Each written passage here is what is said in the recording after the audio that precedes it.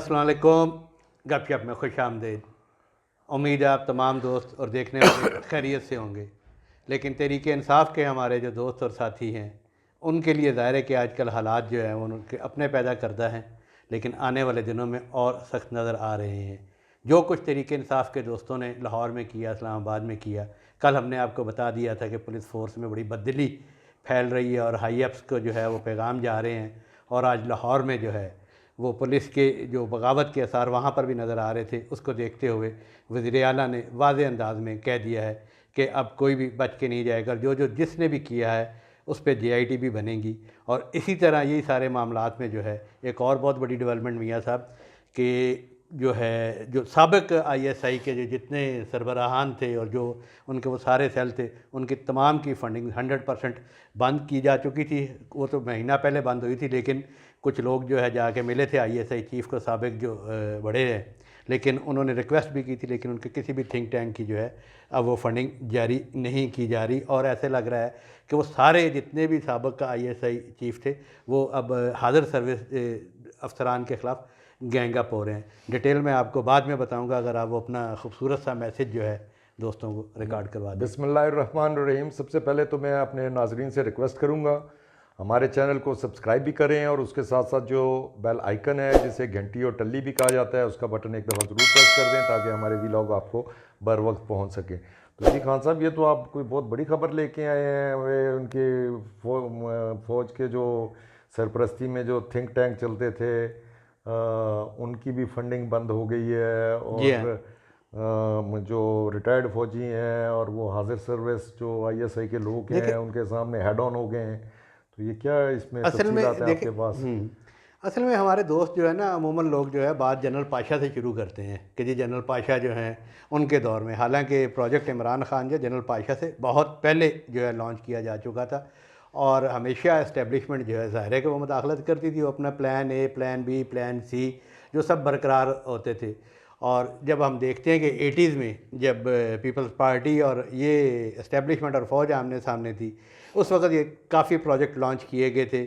कुछ आपको बुरा लगेगा शायद, लेकिन ये भी तारीख़ का हिस्सा है कि मियाँ नवाज शरीफ भी उसी प्रोजेक्ट के तहत, एंटी पीपल्स पार्टी प्रोजेक्ट के तहत लॉन्च हुए थे। और फिर मियाँ नवाज शरीफ के बाकी मुझे क्यों बुरा लगेगा?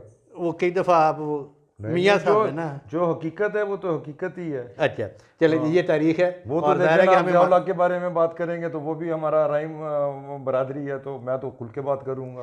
तो बस इससे कोई नहीं है। अच्छा, तो मियाँ के साथ बात ना करे और फलाने के उससे नहीं करेंगे। जी। और ये प्रोजेक्ट ज़ाहिर चलता रहा, उसे फीड करते रहे और काफ़ी जो उनके दाएं बाएं के जितने भी थे वो जो खामोश मुजाहिद लिखा करते थे, जो ISI चीफ़ साबिक़ साहिबान उनकी किताबें लिखा करते थे, वो सारे किरदार जो हैं वो इमरान खान को प्रोजेक्ट करते रहे। लेकिन उसका रिज़ल्ट जो है उन्हें वो अर्ली 2000s में नहीं सामने आया। और जब काफ लीग बनी और ये सारा कुछ बना, उस वक्त जो है चौधरियों पे भी याद रखा गया, मियाँ अज़हर पे भी याद रखा गया, इमरान खान पे भी याद रखा गया, मौलाना ताहिर कादरी पे भी हाथ रखा गया। और ये सारे करने वाले थे जनरल एहसानुल हक साहब थे। और लेकिन जो आगे निकल गया, जो रेस में रह गया, ना कारकर्दगी दिखा सका, लेकिन उनके पेरोल पे या उनकी सारी चीज़ों पे वो इनकी सारी चीज़ें लेके चलते रहे। वो फिर प्रोजेक्ट जनरल पाशा जब वो रिटायर हुए तो फिर वो जो आने वाले थे उनके हाथ में आया, फिर जनरल पाशा उनके हाथ में आया, फिर ज़हीरुल इस्लाम के हाथ में आया, फिर जनरल फैज़ के हाथ में आया। लेकिन जब ये प्रोजेक्ट और ये सारा उनका बेबी जो है वो डिलीवर नहीं कर सका तो हाज़िर सर्विस ने तो जवाबदेह होना था और उन पर प्रेशर आया तो उन्होंने प्रोजेक्ट को जो है साइडलाइन कर दिया और अपना बेबी जो है उस साइड पे कर दिया। लेकिन उसके बाद ये चीज़ें पता लगी कि वो सारे जितने साबिक़ चीफ़ साहिबान थे जो इस प्रोजेक्ट को लेके चलते रहे, कोई जनरल, कोई मेजर जनरल, कोई ब्रिगेडियर, और इसमें कई अखबार नवीस भी और कई जो है ना एंकर्स भी शामिल थे। मुख्तलिफ थिंक टैंक बनाए हुए थे। जनरल एहसान का थिंक टैंक अलहदा है, पाशा का थिंक टैंक अलहदा है, क्योंकि उन्होंने अपने अपने लोगों को फैसिलिटेट करना था। अपने अपने जो भतीजे भांजे हैं उन्हें वो जो है सोशल मीडिया की ये टीमें बना के दी और फिर उन्हें फ़ंड्स भी मिलते थे। लेकिन अब वो हो गए फ़ंड बंद। ये 15 दिन पहले की बात है, ये पुरानी बात है, 15 दिन पहले की बात है। जो जनरल एहसान की जो वो एक हमारे भी दोस्त है, अच्छा उस थिंक टैंक में कोई इस्लामाबाद के कोई चैम्बर के साबिक़ सदूर भी हैं, कोई बिजनेसमैन भी हैं, प्रोफेसर भी हैं। जी हाँ, बड़ी बड़ी कारोबारी शख्सियत भी हैं जी हाँ, इनके थिंक टैंक्स में। उन्हें ना ये सारा एक दिया गया हुआ था और जाहिर है कि हर बंदा जब उसकी सिटिंग आईएसआई चीफ या ब्रिगेडियर या इनके साथ रवाबत होते हैं, पैदा होते हैं, तो वो खुल के भी खेलते हैं, सारा कुछ करते हैं। लेकिन अब वो सारी फंडिंग हो गई बंद। अभी 15 दिन पहले एक इजलास हुआ है जिसमें कोई 8-10 बिजनेसमैन भी थे और कुछ 2-4 अखबार नवीस भी थे, बाकी और रिटायर्ड जनरल भी थे, और जनरल एहसान साहब उसको चेयर कर रहे थे साहब जो है। और उसमें ये पूछा गया कि देखिए जी, थिंक टैंक की इतने दिन हो गए हैं, इजलास नहीं हो रहे हैं और क्या बना।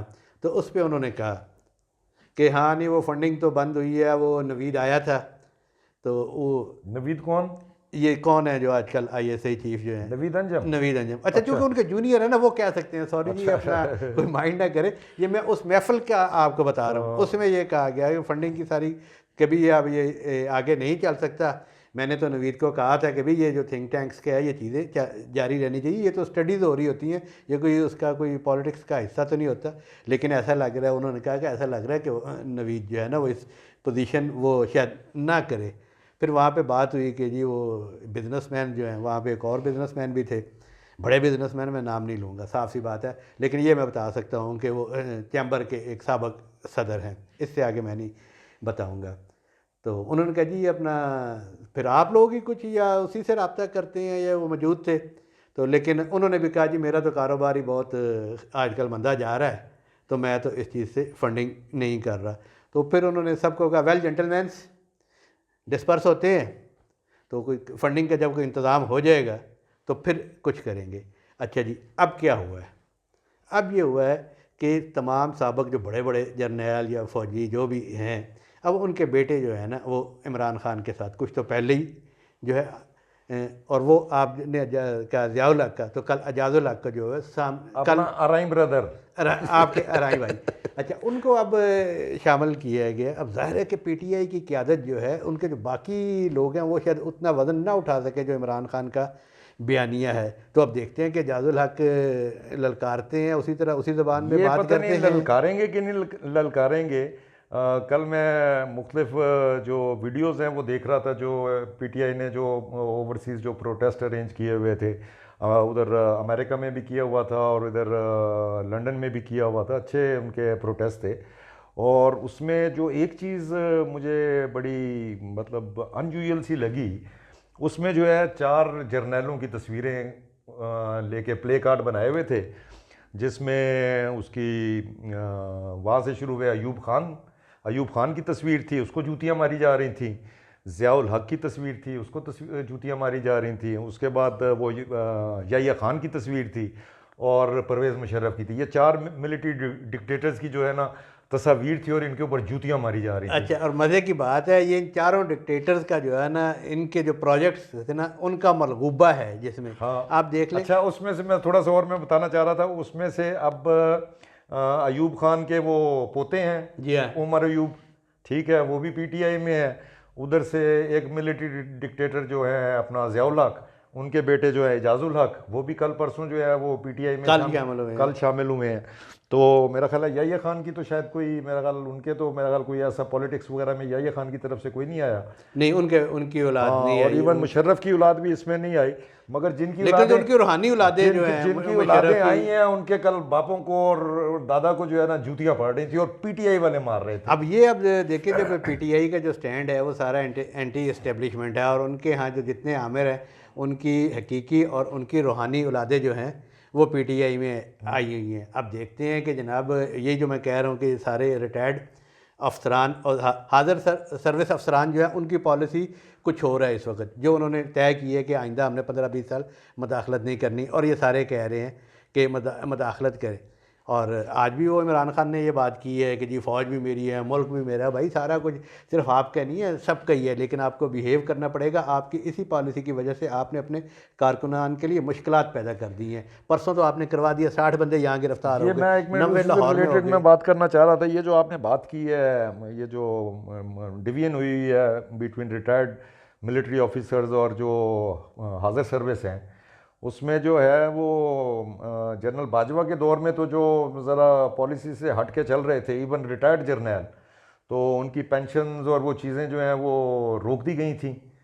वो इन्होंने बहाल कर दी थी। वो हाफिज साहब ने आके, ये जो अभी हमारे आर्मी चीफ आए हैं, इन्होंने आके बहाल की जी है। हाँ, बहाल कर दी। तो ये अगर मेरा ख्याल है यही तरीकाकार रहा तो मैं तो समझता हूँ ये हाफिज साहब जो है एक दफ़ा फिर अपनी पोजीशन असर्ट करने की कोशिश करेंगे, और हो सकता है इनकी फिर से वो इनकी पेंशन्स और जो इनके बेनिफिट्स वगैरह हैं, जो रिटायर्ड मिलिट्री ऑफिसर्स हैं जो अगेंस्ट डिसिप्लिनरी एक्शन होगा। ज़ाहिर है कि एक दफ़ा उनको मौका दे दिया गया कि भाई आप भी ठीक नहीं कर रहे थे, जो कुछ वो आगे कर रहे थे। मैं यही कह रहा हूँ कि वो तमाम जो रिटायर्ड अफसरान हैं ना, वो उनके सर से वो बुए सुल्तानी अभी तक नहीं गई। जी हाँ, जब आप सर्विसेज में होते हैं, जूनियर आपकी इज्जत करते हैं, और सर रिटायर होने के बाद भी जूनियर आपकी इज्जत करता है, सर करता है। लेकिन अब आप पॉलिसी साज नहीं हैं जी हाँ। कि अगर आपकी कोई सियासी ख्वाहिशात हैं, आपकी बेगमात की, आपके बच्चों की अगर ख्वाहिशात हैं, तो उस पर तो ये मौजूदा जो है इस्टेब्लिशमेंट जो है उसका तो वाज़े पैगाम है। हाँ, जिस तरीके से अगर आप हालात ख़राब करना चाह रहे हैं और जिस तरीके से आप हमला आवर हो रहे हैं, कल को इसके बारे में कुछ नहीं किया जा सकता। देखिए ना पुलिस के बारे में क्या हुआ। मैंने कल आपको इस्लामाबाद पुलिस का बताया था, आपने मुझे बताया कि जी वो लाहौर में भी जो है आईजी साहब ने जो है वो कह दिया है कि ज़मान सर्कुलर जारी पर। किया था लेकिन जी। इसका बुरा असर पड़ रहा था फोर्स में कि ये क्या तरीका का फोर्स होती किस लिए है। और बिल्कुल वाज़े पैगाम जो है अपना पुलिस की हाई अप्स को और सूबाई हुकूमत को भी नीचे फोर्स से गया था कि अगर ये सिलसिला जारी रहना है, अगर हम ड्यूटी करने के लिए तैयार हैं, लेकिन अगर हम पे हमला हुआ और हमें रिटेलिएट करने की इजाज़त ना मिली तो हम मौका छोड़ देंगे।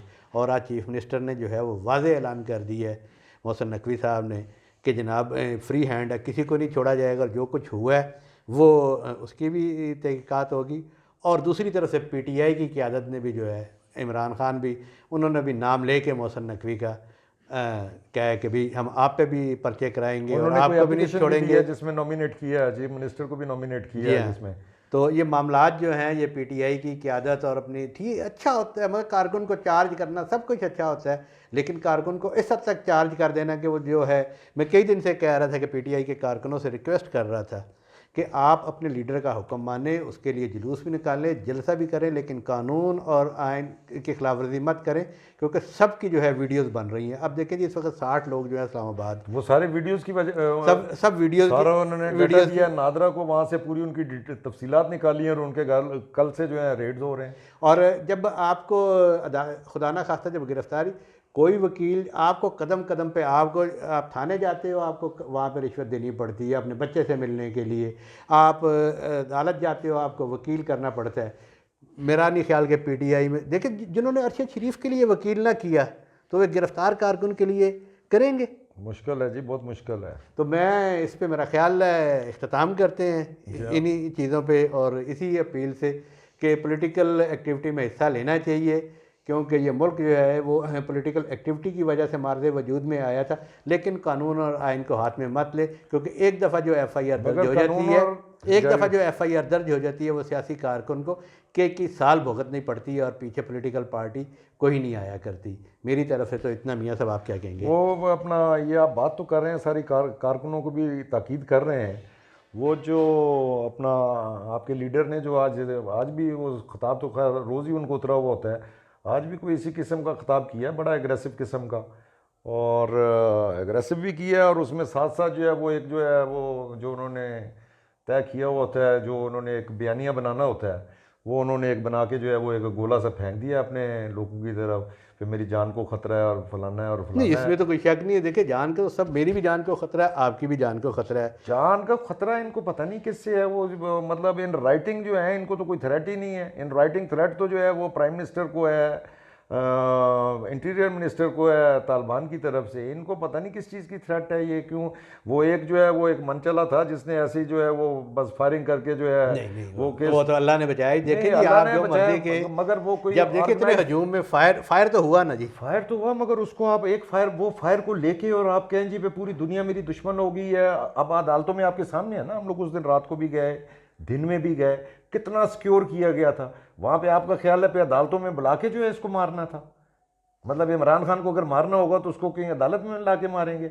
अब वो लोगों को बेवकूफ़ बना रहा है, कह रहा है जी पे मेरे लिए ये ट्रैप था और मुझे वहाँ पे ले जाके मरवाना था। अल्लाह जी सबको अपने हिफ्ज़-ओ-मान में रखे। पाकिस्तान पहले ही बहुत नुकसान उठा चुका है और कई कि आते हैं। अब जो मर्जी देखे, मुझे इमरान खान पसंद हो या ना हो, आपको इमरान खान पसंद हो ना हो, लेकिन वो एक है तो सियासी हकीकत। नहीं, तो सियासी हकीकत किसी तो के है। साथ कुछ भी नहीं सियासी होना हकीकत चाहिए। वो नहीं, इसको वो सियासी हकीकत क्या है, फिर सियासी हकीकत तो टीएलपी भी है, फिर एक हकीकत जो है वो टीटीपी भी है, ये भी सारी हकीकतें ही सारे है ना। सियासी हकीकतें ही अब हैं ये इसमें। वो अब जो है वो कल को टीटीपी कहे जी पे हम अपना एक सियासी प्लेटफॉर्म से आएंगे, एक नाम तब्दील करके आ जाते हैं, तो वो फिर सियासी हकीकत बन तो यहाँ जाएंगे। पे होता रहा ना कि जी कल आदम तंजीमें जो है वो सियासी ये प्लेटफॉर्म से आती टीएलपी रही को जो हैं। है इसको अपना कलअदम करार दिया था, और फिर बाद में जो है उससे ऐसे बैकआउट हुए हैं, वो भी उसके आगे भी वो लेट गए। वो क्या थी, वो हाफिज सईद वली। जी हाँ। जी हाँ, वो हाफिज यहाँ पे सईद की। ज़मीन के कब्जे, उनके जो लोग हैं यहाँ पे, तो आपको पता ही है कैसे वो ज़मीन के हाँ, कब्ज़ों पर और यहाँ पे वो एक गुंडागर्दी दौर में शहर तो में। जहाद वगैरह करते थे, वो जहाद वाली कहानी जो है वो मेरा ख्याल है काफ़ी हद तक जो है वो डाई डाउन हो गई है, तो अब यही काम रह गया है। उनको मुख्तलिफ जो है वो ये कब्जा ग्रुपों ने उनको हायर किया और जाके कब्जे शब्जे करते हैं, यही उनका चलो काम जी, रह गया। अल्लाह अल्लाह जो इन लोगों को पालते हैं सबको हिदायत दे, हमें भी हिदायत दे और सबको अपने अमान में रखे। हमारी तरफ से अल्लाह हाफिज़। थैंक यू, अल्लाह हाफिज़।